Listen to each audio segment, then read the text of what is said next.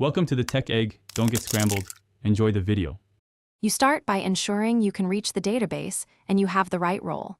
Open PSQL or your GUI and connect as a user with create privileges to the target database.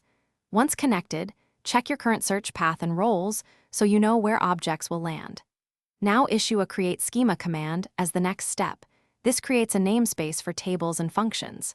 Make sure to name the schema clearly so team members understand its purpose.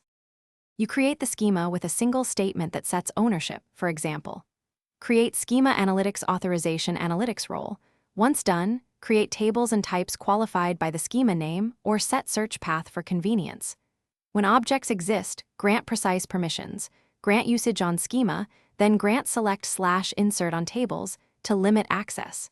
Make sure to use roles for teams rather than individual users, because roles simplify future permission changes and auditing.